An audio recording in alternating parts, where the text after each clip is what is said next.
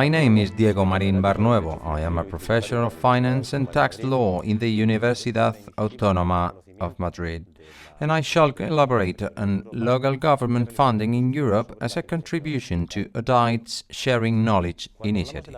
When debating about local government funding, we are referring to the different means of obtaining revenue to cover the expenditure of municipalities, which means we must understand, on one hand, the municipalities' main revenue sources, and on the other, how these local governments manage these expenses. It is a complex reality. We can find very different situations in one single country because municipalities can be very different from one another.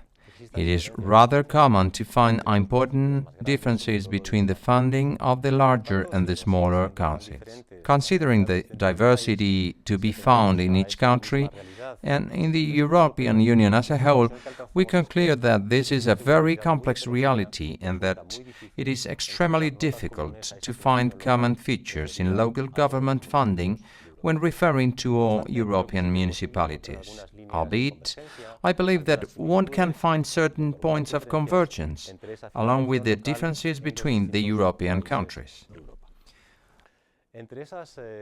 Among the similarities, we should first point out the geographical and cultural closeness between some of the peoples of Europe. Because of this proximity, several countries have shared culture, technology and law, and consequently, such countries share today public local funding systems. When referring to these systems, several authors have differentiated three specific models: the Nordic, the Anglo-Saxon, and the Latin models, relating their similar funding systems to their other shared characteristics.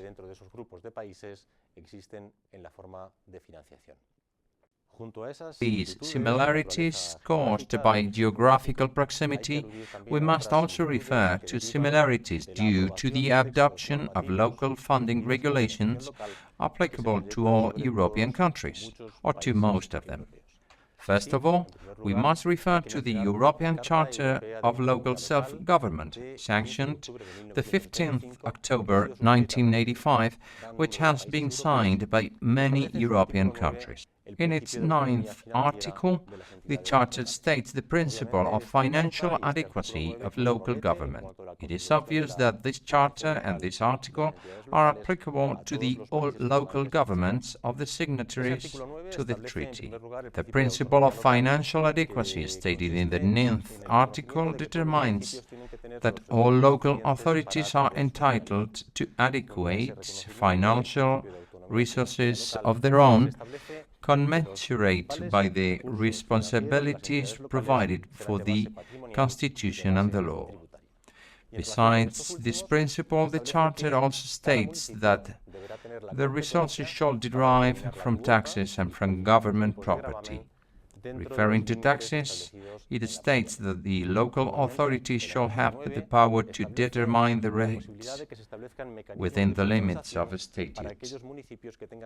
It also states that financial equalization procedures must be instituted by the protection of financially weaker local authorities, and that grants shall not be earmarked by the financing of specific projects, so that local authorities may have basic freedom to exercise policy discretion.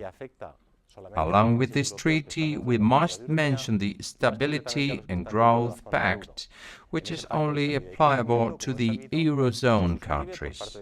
The pact states that the member states shall avoid government deficits over 3% of the real GDP. This commitment that forbids deficits above 3% of the GDP concerns local governments, though it may apply in different ways. Some countries have forbidden local government deficits over that limit. Others, including Spain, have introduced the restriction in their constitutions. Article 135 in the Spanish one. However, in Spain the principle has been altered by local governments, so that local public deficit is now utterly forbidden. Therefore, the Stability and Growth Pact, as applied in Spain, imposes on local governments the obligation of budgetary balance or surplus. No local deficit is permitted.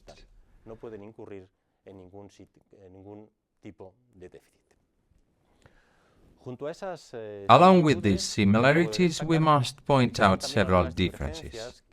First of all, we find these similarities in population, for there are significant differences in population density amongst the European countries. We can find countries like Belgium or the Netherlands where population density is about 500 people per square kilometer, whereas the population density of others, such as Spain or Austria, is about 100 people per square kilometer. This difference is even wider when referring to Scandinavian countries like Sweden or Finland, where population density descends to 20 or 25 people per square kilometer. Obviously, this fact, the population density, determines how public services are to be provided and how they are to be financed. Also related to demography and to the political organization of municipalities is the matter of the size of local councils in population, for it may vary significantly depending on the country. We can point out that the average population of municipalities in the UK is about 135,000, widely above the average population in other European countries. The following figures come from Ireland, where average population in local councils are 45,000, very different from the figures coming from other countries, such as Spain, Austria or France, where the average population is 5,000. Even in Spain or France, we find that more than 90% of local councils are under 5,000 inhabitants. These figures must necessarily determine that the funding and providing of public services by local councils. We also find important political differences related to the different responsibilities assigned to local governments in the European countries. The most important, to begin with, is the case of several countries, such as the UK or Sweden, where municipalities have more responsibilities, like, for example, education. Expenditure rates must perforce be higher in these councils than in others which lack of these responsibilities. To continue with the UK, local government's public spending in education in that country is over 30% of their expenditure. We can find other countries, such as Denmark or Sweden, where municipalities are competent over health care, a public service that takes an important share of their total expenditure. These differences in the matter of local government's responsibilities and their expenditure determine wide gaps between countries in the proportion between total public expenditure and local government expenditure. Talking about the UK or Denmark, local public spending is more than 30% of total public expenditure, whereas in Spain, France, Portugal or Italy, local public spending is not more than 10% of total public expenditure, meaning that in these countries local authorities have less public responsibilities and, consequently, less expenditure. On the other hand, talking about the revenue, we must point out that in most European countries, local governments' resources derive from taxes and from property. Taxes amount to more than half the revenue in many countries, such as Denmark or Austria. The revenue derived from taxes is complemented by grants and schemes. In the UK, grants and schemes amount to more than 2/3 of the total local government income.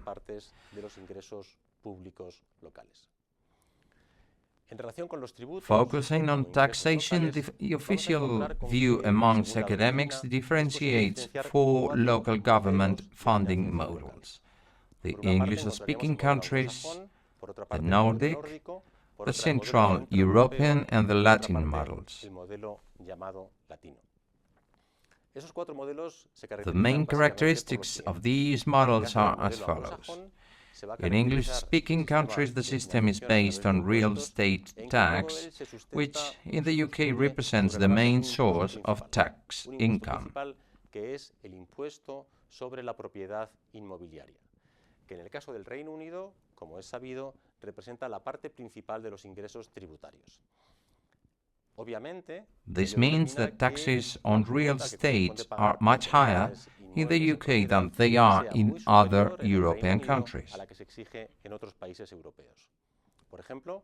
Proof of this assertion is the fact that the revenue from property taxes in the UK is 3 times bigger than it is in Germany, though the UK is smaller in area and less populated than Germany.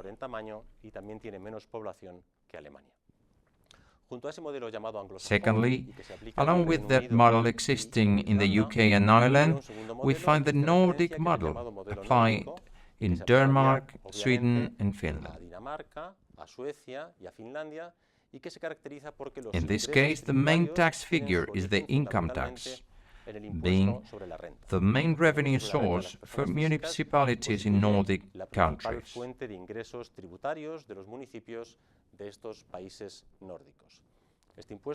This tax is always complemented by others, such as the real estate tax and the corporate income tax, though these are of less importance. In the third place, we find the Central European model, which combines the two preceding models and which is applied in Germany and Austria. This model's main feature is the combination of both a heavy real estate tax and also the income tax. In this case, municipalities obtain a percentage of the income taxes procured by the state. De los ingresos que el Estado obtiene por este concepto. Y en cuarto lugar, encontraríamos... And last, in fourth place, the Latin model, obviously the one applied in Spain, France, Portugal and Italy. No specific task stands out above the rest. In them, we find a vast diversity of taxes, fees, local rates, and charges which finance local governments' public spending. All this said, there are very substantial differences between the funding models of local governments in the European Union. My conclusion is that it would be very interesting for European countries to learn from their neighbors and maybe from others too, to reach whatever combination better suits their characteristics and needs, and thus establish their ideal funding model. Thank you very much.